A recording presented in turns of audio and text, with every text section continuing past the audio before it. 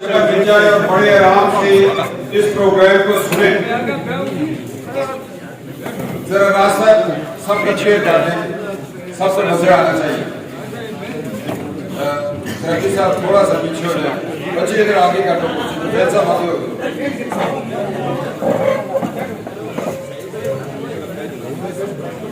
आज इस प्रोग्राम का मकसद ये है कि मैं पूरे पाकिस्तान में यूथ को ऑर्गेनाइज कर रहा हूं, हो चुकी है, बल्कि दुनिया भर में हमारी यूथ की तंजीमें आपको मिलेगी। और जब मैं अपने शहर को देखता हूं, मानसरा को, यहां पर इतनी बड़ी मोहब्बत है नवाज शरीफ साहब के साथ, और ये नवाज शरीफ साहब के साथ जो मोहब्बत है ये हमें विरसे में पाकिस्तान मुस्लिम लीग को मिली है।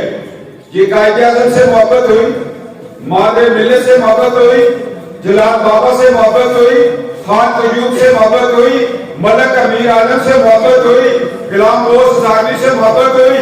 चलते चलते चलते ये मोहब्बत नवाज शरीफ साहब तक पहुंची। ये एक शख्सियत से मोहब्बत नहीं है, ये उसकी किरदार से मोहब्बत है कि नवाज शरीफ सच्चा इंसान है, सच्चा। लोगों ने पानामा में इसको कहा कि ये चोर है, और चोरों ने उसको चोर करार दे दिया। यार ये कभी हो सकता है? कब्जा ग्रुपों ने उसको चोर करार दे दिया, नायब करार दे दिया। मगर ये वो लोग हैं दोस्तों जिन्होंने मौलवी तमीजुद्दीन की बात को न सुना, जस्टिस मुनीर ने एक गलत फैसला दिया। जस्टिस मुनीर ने एक गलत फैसला दिया। तारीख के औरात गवाह है कि जस्टिस मुनीर को एक साजिश के तहत जस्टिस निसार साकिब की तरह चीफ जस्टिस बनाया गया था, हालांकि उससे सीनियर लोग भी थे। कहां से उसको उठा उठा के सुप्रीम कोर्ट में लाया, ये पुराने लोग जानते हैं इस बात। और फिर उसने नजरिया जरूरत को जन्म दिया। उसने कहा कि अयूब खान का मामला क्योंकि वक्त की जरूरत थी, तो लिहाजा इसने आइन तोड़ा, मुल्क को कमजोर किया, जमहूरियत को उड़ा के रख दिया, पार्लियामेंट को खत्म कर दिया, सियासी जमातों पर पाबंदी लगा दी, पानी बेच दिया। उसकी गद्दारी को इस सुप्रीम कोर्ट में बैठे हुए एक जज ने एंडोर्स कर दिया कि नजरिया जरूरत के मुताबिक मार्शल आर्ट ठीक है। और उसके मां बाप असरात क्या हुए? मौलवी तमीजुद्दीन जो बंगाल से नेशनल असेंबली में डेप्यूटी स्पीकर के तौर पर बैठे थे, उन्होंने एक केस तैयार किया। सिंध में वो जीत के आ रहे, सिंध हाई कोर्ट ने उनके हक में फैसला दिया। हाई कोर्ट हक में फैसला दे रहे हैं क्योंकि वहां साजिश नहीं चली, वहां सिफारिश नहीं चली, वहां पर अयूब खान का दबदबा नहीं चला, वहां ऑनेस्ट लोग बैठे थे। मैं आज पाकिस्तान को बताना चाहता हूं कि अगर जुर्म देखनी है किसी अदलिया के अंदर, तो मेरे पेशावर हाई कोर्ट के अंदर खड़े हो जाओ। आपको मर्द गुजर जज साहिबान मिलेंगे और जस्टिस बुकार सेठ की रूह को सलाम पेश करो, खड़े होकर सलाम पेश करो। मानसरा वालों, जस्टिस बुकार सेठ की रूह को सलाम पेश करो, उसकी मग़फ़िरत दर्जात की बुलंदी की दुआ करो कि मेरे सूबे का एक चीफ जस्टिस जस्टिस बुकार सेठ शहीद आएंगे पाकिस्तान फैसला देता है कि मुशर्रफ ने आइन को तोड़ दिया, ये आइन का गद्दार है, इसको लाके डी चौक में टांग दो। अगर जिंदा नहीं आता तो मुर्दे की लाश टांग देना। लंदन वालों ने क्रामवेल की हड्डियां, जिसने पहला मार्शल लगाया यूरोप के अंदर, क्रामवेल की हड्डियां निकाल ली कब्र से। जनरल क्रामवेल की हड्डियां क्यों निकाली? उन्होंने जब स्टडी की कि यूरोप ने इतनी तरक्की की है तो बीच के टाइम में क्यों नहीं तरक्की कर सका हमारा मुल्क, तो माहिरीन ने राय दी कि इस वक्त में जनरल क्रामवेल ने मार्शल लगा दिया। नौजवान नस्ल ने कहा अच्छा आइन तोड़ दिया जाए, जमहूरियत खत्म हो, पार्लियामेंट पर हमला हो जाए और हमारे 40 साल जाया हो जाए। उन्होंने कहा ढूंढो कब्र कहां जनरल क्रामवेल की। कब्र खोली, उसकी हड्डियां टांग दी। उसने कहा जो इस मुल्क के अंदर मार्शल लगाएगा उसका ये इल्जाम हो। और सेठ फुकार तेरी अजमत को सलाम। और आज आपकी तरबियत पाए हुए जज साहिबान पेशावर हाईकोर्ट में बैठे, कोई उनको डिक्टेशन नहीं दे सकता। मेरा सूबा है खैबर पख्तूनख्वा, गैरतमंदों का सूबा है। मैंने अपने केसेस में देखा बड़ा प्रेशर होता था, मगर वो तर्जुबात जजों ने वो फैसले दिए, तारीख के औरात को लड़के रख दिया उन्होंने। कई बगावत केस है, कई रेप का केस है, कई दहशतगर्दी का केस है। लोग मुझे कहते थे कि तुम पेशावर में फंस गए हो। मैं कहा मैं फंसा नहीं हूं, मैं तर गया हूं पेशावर में। मैं गैरतमंद ईमानदार जजेस के सामने पेश हो रहा हूं और मेरा सूबा है, ये है गैरत हमारे सूबे की। जनरल क्रामवेल की हड्डियां टांगी और जस्टिस बुकार सेठ चीफ जस्टिस पेशावर हाईकोर्ट ने यह फैसला किया कि जो शख्स इस मुल्क के आइन को नहीं मानेगा, इसके आइन को तोड़ेगा, मार्शल लगाएगा, इमरजेंसी लगाएगा, उसकी हड्डियां बीच चौक में टांग देंगे। उस चौक का नाम मैंने रख दिया जस्टिस बुकार सेठ चौक। जमहूरियत पसंद लोग इस चीज को एंडोर्स करें। जब उन्होंने हड्डियां टांग दी, हड्डियां टांगने से ना तो इंग्लैंड वापस तरक्की कर सका उस 40 साल में, मगर उन्होंने कौम को एक पैगाम दे दिया कि जो तुम्हारा आइन तोड़े, जो तुम्हारा पार्लियामेंट तोड़े, जो तुम्हारे जमहूरियत को डिरेल करे, तुम्हारे वोट को चोरी करे, नायकों को तुम्हारे ऊपर बिठाए, मर्जी के इलेक्शन के रिजल्ट लेके आए, वो आइन का गद्दार होगा, उसको कभी माफ न करना। नौजवान आने पाकिस्तान, आज मैं मानसरोवर शहर के अंदर अपने नौजवानों को यह पैगाम दे रहा हूं, मगर मैं सिंध के एक एक वोट में, आजाद कश्मीर के एक एक गांव में, जीबी के एक एक मोहल्ले में, पंजाब के करिया करिया में, खैबर पख्तूनख्वा के नौजवानों को पैगाम दे रहा हूं कि बलोचिस्तान का नौजवान आईने पाकिस्तान का ताबेदार है, फेडरेशन पर यकीन रखता है और कायद आज़म जिंदाबाद के नारे लगा रहा है। ये फेडरेशन को कायम रखना नौजवानों का काम है। 73 के आइन को हिफाजत देना, जो मुकद्दस आइन है। दोस्तों कौन सा आइन है? ये आइन नहीं है, बोलो मुकद्दस आइन है। और नमाज भी बैठे, मुकद्दस आइन इसलिए है कि 73 का आइन खत्मे नबूवत का दफा कर रहा है। दफा 73 का आइन कहता है जिस शख्स का अकीदा खत्मे नबूवत पर ईमान नहीं है वो काफिर है।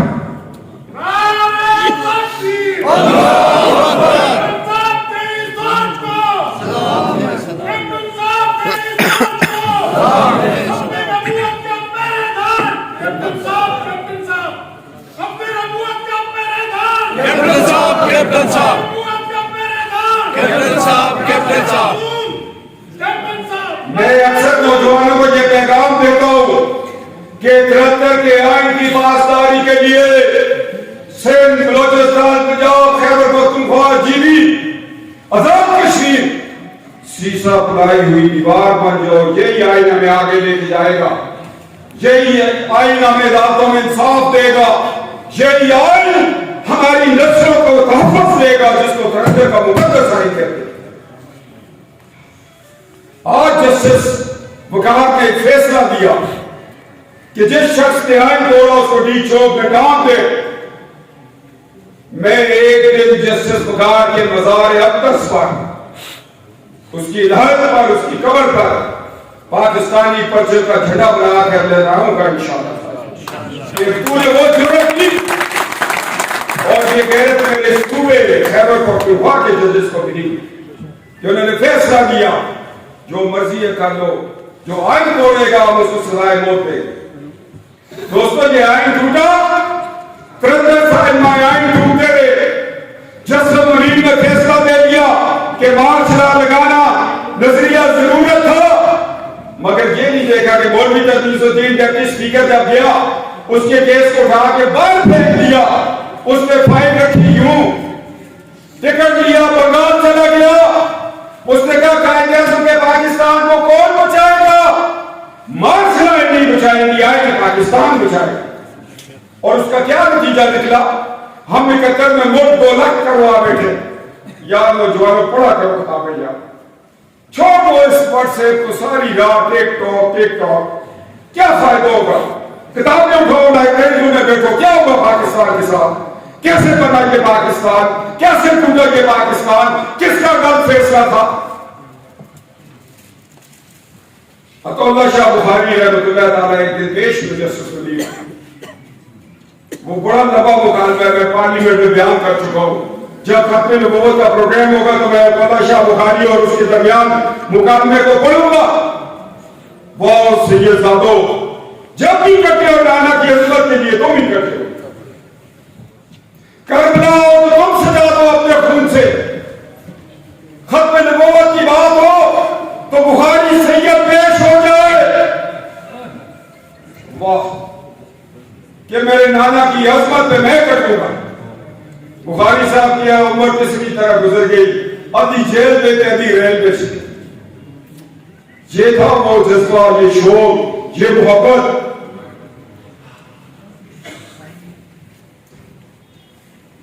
जो कि उन उलमा से हमें मिला है। मगर हमने कभी ना सोचा नौजवानों कि कायदे आज़म का पाकिस्तान कैसे टूटा, कैसे हम जंग हार गए। जंग तो उस दिन हम हार गए थे जब जस्टिस मुनीर ने फैसला दिया था कि पाकिस्तान में नजरिया जरूरत लागू हो गया, अयूब खान के मार्शल को इंडोर्स कर दिया और हम मुल्क गवा बैठे। ये है आइन की ताकत। अगर जस्टिस मुनीर साजिश के जरिए चीफ जस्टिस पाकिस्तान न बनता, वो फैसला दे देता कि अयूब खान तुम जाओ, बॉर्डर्स में लड़ो, मोर्चों में रहो, कौम के खिदमतगार हो। मुल्क चलाना आइन, पार्लियामेंट और सियासी लोगों का काम है। इसलिए बच्चों ने आपको सियासत सिखाने आया कि सियासत सीखो। सियासत पाकिस्तान की खिदमत है। हम लोग पीरों की गति नहीं है कि हमारे बच्चे आके एमएलए बनेंगे। मैं इस जिंदगी के खिलाफ हूं। मैं वर्करों में बंदे ढूंढ रहा हूं कि कौन इलेक्शन लड़ेगा, अपना कौन लड़ेगा इलेक्शन, कौन पढ़ा लिखा बच्चा है। मैं 4 अरब रुपया हजारा यूनिवर्सिटी के लिए लाया। लोगों ने मुझे कहा इसकी सड़कें बनाए। मैं कहा मुझे पाँव चलेंगे, हमें सड़कें मैसर नहीं थी, गली कच्चियां थी। मगर यूनिवर्सिटी हमारी 100 साल नस्ल के लिए तालीम होगी तो हम परवान चढ़े। हमने यूनिवर्सिटी को 4 अरब रुपया दिया है, 55 करोड़ भी में दिया हुआ है, चिन्हटेरी में 50 करोड़ दिया हुआ है। आगे हुकूमत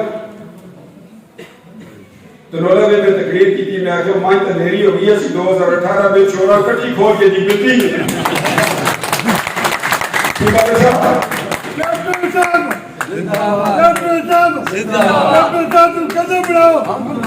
कल मेरे सामने कहा असली रुटिया सी इन्हें अपनी मजी की दूधा की खीर खुआली, मजा आया। कभी पता हो मजे की इतनी खीर आनी है तो रोटी ना खावा है।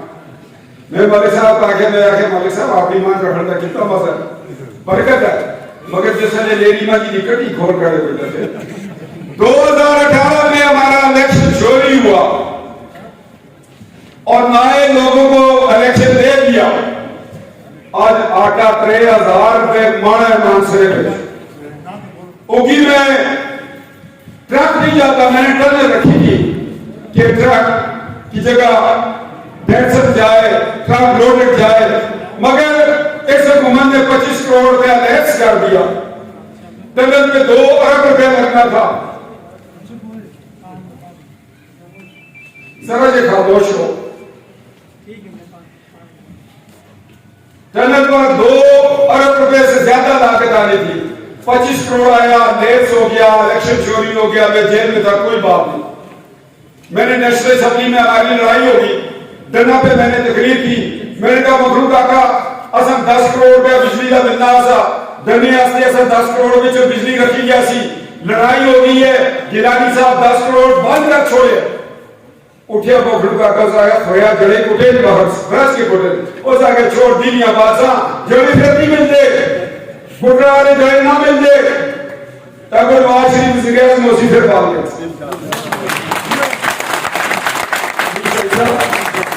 यही करना है। मैं बिजली लाइन के साथ तो पहले पकड़ूंगा, अकेले कहा गया मुझे क्यों होता चढ़े। मैं लारा बिजली आ गई है, उस आगे बिजली लेट आई है, मगर जो जना कुटे है उसका मजा आना था।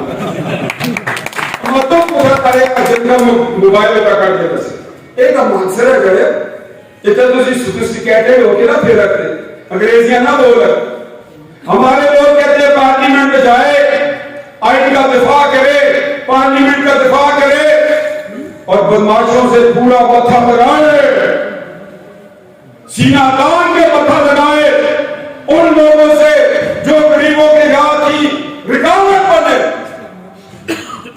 मुकल किसी आखिया हाजी राती इस्लाउद्दीन साहब कह रहे थे उसके खिलाफ बड़ा बोले तुझे देखिए और मैं आखिर यार होश ही नहीं दिया अपना कोई देख रहा नहीं तो हकी आखिर और मुझ बोले मेरा शुक्र है अल्लाह का 25 साल पार्लियामेंट में बोले न बोल रखा सा उसको बोलने की भी गाता सा बात छोड़िए असल जो रात का हुआ ना असल नगरेसी तो उसको बोलना नहीं गाता है। मैं क्या लेना छोड़ दो ना, मैं गल का छोड़ दो ना, पीछे से कोई लगे रहे बोलता है नहीं बोलता। मकसद की बात मैंने कर ली थी। मैंने ये कहा उगी में, मैंने कहा गरीब आवाम बात सुनो, गरीब तलोगियों बात सुनो, गरीब स्वातियों बात सुनो, गरीब आवामों बात सुनो, गरीब गुजरों बात सुनो, गरीब शहीदों बात सुनो। मैं गरीब की सियासत कर रहा हूं। मैं इस नतीजे पे पहुंचा हूं कि मानसर की तरक्की की राह पे रुकावट कौन लोग थे? ये हम के नवाब थे, बड़ी बड़ी बेटियों वाले थे। ये चाहते थे हमारे बच्चे पब्लिक स्कूल में पढ़े, लंदन यूरोप में पढ़े, बोर्ड में पढ़े और कैप्टन सब पे टाट पे पढ़ के इनका मुकाबला करे। तो ये बात अच्छी न लगी। सरदार यूसुफ वहां से पैदल पढ़ने जाता था, 35 साल से गरीब के वोट की ताकत से पार्लियामेंट में बैठा है। वोट की ताकत से उसको नहीं हरा सके। दानवी हुई हमारे साथ सिद्धार्थ साहब आज के जी राती वो बैलेट पेपर ही खत्म हो गए जो गुलाब बना रहे और बैलेट पेपर नहीं तो बराबर कर सरदार साहब कहा आगे जी बैलेट पेपर पे छोड़ा गया से गेंदे में जाए हेलीकॉप्टर सरदार मोहम्मद यूसुफ जिंदाबाद। तो दोस्तों आज ये पैगाम लेके जाए नौजवान, जब अदालतें इंसाफ देती हैं, आइन का तहफ़्फ़ुज़ करती है, जस्टिस वकार सेठ के फैसले इम्प्लीमेंट होते हैं तो फिर मुल्क मजबूत होते हैं, मुल्क मईशत मजबूत होती है। मैं पिछले दिनों यहां पर एक प्रोग्राम किया, मैंने कहा शुक्र अल्लाह का हमारा ईमान बच गया, महंगाई तो हो गई है। एक बहुत सीनियर बंदे ने कॉलम लिखा, ट्वीट किया, मैं जेल में रोज उसको पढ़ता था। उन्होंने कहा ईमान तो अफगानिस्तान वालों ने भी बचा लिया था मगर भूख से मर रहे। मैंने तुम्हें क्या समझाऊंगा, ये जिंदगी जो है ये तो आरज़ी है, आज भी मरना, कल भी मरना, 100 साल बाद भी मरना। और देख लो लोग अपने बच्चों को एंजॉय करवाने गए थे, मरी पहुंचे खुशी से गए, मासूम बच्चे और सब डेड बॉडीज आ गई। क्या शहबाज शरीफ इस सूबे का चीफ मिनिस्टर होता इतने बड़े हादसे में इस्तीफा न देता? जरूर देता। उसको पता था कि अगर मेरे सूबे में इतना बड़ा हादसा मेरी वजह से हो जाए, असिस्टेंट कमिश्नर की वजह से हो, डीसी पिंडी की वजह से हो, कमिश्नर पिंडी की वजह से हो, चीफ मिनिस्टर की वजह से हो, उसने पहले इंतजाम करना था शहबाज शरीफ। कसम से मैं बावजूद खड़ा हूं, अगर शहबाज शरीफ वजीर आला पंजाब होता, वो रात को जूते पहनता और घर पे लोगों की इमदाद के लिए पहुंचा। आज वो मासूम बच्चों की लाशें असी तो पोल्ट्री फार्म में कुकड़ा पकड़ो मरा, अस्पतालों में मरा, दवाई ना मिले, बच्चे तालीम ना मिले, कोई कर नहीं यार ना किए पिछू और आज इंसानियत की कदर नहीं है। इमरान खान साहब, मैं आपको खान नहीं कहूंगा, खान तो हम लोग यार सुबह खैबर पख्तूनख्वा वाले कह रहे मन खान है ना, ये सभी चिट्ठी चाले देखी खाना नहीं उतर आके खान तो खैबर पख्तूनख्वा है खान, बाकी चाइना है। दो नंबर खान को मैं खान नहीं कहूंगा। आपको ये टीवी पर आकर इमरान साहब आपको कौन से माफी मांगनी चाहिए उन बच्चों के जो सिसर कर गाड़ियों में मर गए? अल्लाह से रात को माफी मांगे। सीना उमर फारूक रज़ियल्लाहु ताला अन्हु ने फरमाया कि अगर दरिया फरात के किनारे कुत्ता प्यासा भूखा मर गया तो उमर को उसका जवाब देना पड़ेगा। और तुम्हारी 2 नंबर वज़ीर-ए-आज़म क्षेत्र में कितने बच्चे मर गए? नौजवानों, ये आपकी जिम्मेदारी है। मैं यूथ विंग को यह पैगाम देता हूं कि कहीं ब्लड बैंक हो तो एक दफा खून जरूर दे, कहीं एहतियात है तो जरूर दे, कहीं इमरजेंसी है तो जरूर पहुंचे। गांव में फौत होगी तो कब्र नौजवानों को खोदनी चाहिए, जनाजे नौजवानों को उठाने चाहिए। ये हमारी ड्यूटी है। हम तो स्काउट्स हैं, हम नौजवान हैं, हमारा एक तरीका है यूथ की ये ट्रेनिंग है। मरी जैसा हादसा हो जाए, लोग मर रहे हैं, ऊपर आसमान है नीचे बर्फ है, कोई आए नहीं। क्यों आए भाई? उनके घरों में तो गीजर लगे हुए हैं, उनके घरों में एयर ग्रेड तो गैस लगी हुई है, उनको क्या जरूरत है घर बिस्तर से बाहर निकले? कितने सेल्फिश हैं हम लोग। दुनिया सिसक रही है, हम अपने घर बिस्तर को नहीं छोड़ रहे। और नौजवानों, ये याद रखो, नमाज, रोजा, ज़कात, हज, जिहाद फी सबिलिल्लाह हमारे ऊपर फर्ज है, मगर मखलूक की खिदमत का बहुत बड़ा सिला है। किसी के घर 1 किलो आटा पहुंचा दो, उसका भी बहुत बड़ा सिला। हम रात को तहज्जुद के लिए खड़े हो, पड़ोसी भूखा सोया हो, अल्लाह कहेगा तहज्जुद तो मेरे लिए पढ़ रहे हो, तो जो मेरे मखलूक भूखी सोई हुई इसका हिसाब कौन देगा? तो ये नौजवानों के लिए एक क्लियर मैसेज है। जिस तरह 2005 के सिलसिला में हमारे लोगों ने इतनी मेहनत की, डेड बॉडीज को निकाला, मैं जलावतन था, कैंप्स लगाए, अपने भाइयों के काम आए। किसी की मौत को जिंदगी में बंदा नहीं बदल सकता, मगर उसकी मौत डेड बॉडी पड़ी हो उसको तो बचा सकता है। वो सिसक रहा है, उसको पानी तो दे सकता है, उसके लिए कुछ हाथ पांव मार सकता है। आज का नौजवान जो कल इस पार्लियामेंट में पहुंचेगा, जो यहां का मेयर बनेगा, काउंसलर बनेगा, इस अकीदे ईमान के साथ सियासत करो कि हमने मखलूक की खिदमत करनी। वरना तो बड़े बड़े लोगों ने कहा 2005 के सिलसिले में कमर अल्लाह तक छुपाए थे। मैं बेशक दिलावत ना, मैं 10 अपना